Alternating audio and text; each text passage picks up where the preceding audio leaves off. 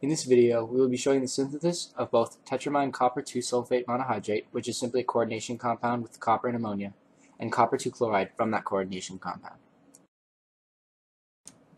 First, a solution of copper 2-sulfate is made using copper sulfate synthesized in a previous video.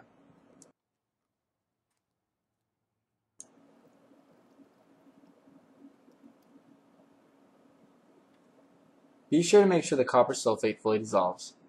What's really interesting about copper sulfate is that although it is extremely soluble in water, it takes a long time to actually fully dissolve. Next, some concentrated ammonia is added to the solution in order to form the Tetraamminecopper 2-sulfate monohydrate. Immediately with the addition of ammonia, a precipitate of copper hydroxide is seen. However, with the addition of enough ammonia, the darker blue color of the coordination compound is seen.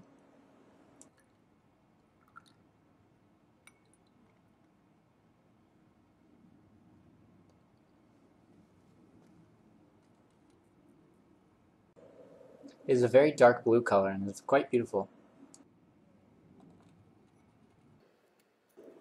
A quick stir is needed to complete the reaction. Here you can see the final product of Tetraamminecopper 2-sulfate monohydrate. It can be filtered and dried if it is wished to be kept more conveniently. However, we are going to make copper 2-chloride from it. The first step is to add some concentrated hydrochloric acid. Just a few milliliters or so will suffice. The addition of too much hydrochloric acid will result in a premature green color of the solution. You can see some ammonium chloride fumes being formed due to the hydrochloric acid and ammonium vapors reacting. Once the hydrochloric acid is added, the solution should turn to a nearly transparent light blue color.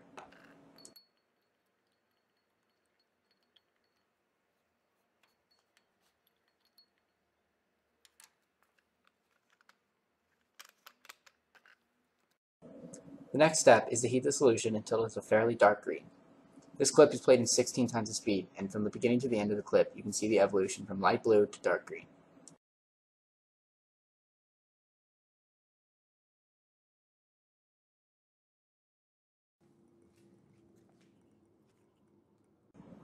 And here is the solution containing copper 2-chloride. To test it, it can be reacted with some aluminum.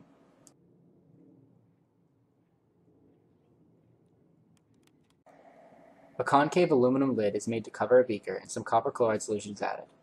Immediately you can see the solution heat up rapidly as it reacts with the aluminum.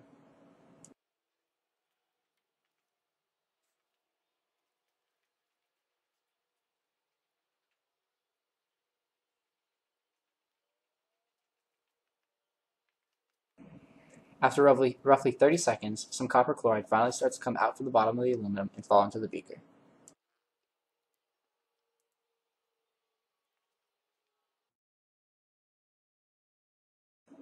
Right here is where the aluminum completely breaks away and the copper chloride solution freely falls through.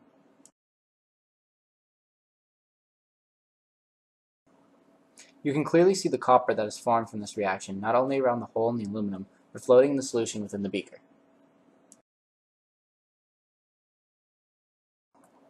Here's a closer look at the reaction vessel. Again, the copper is clearly seen as a precipitate. I hope you've enjoyed this, and thanks for watching.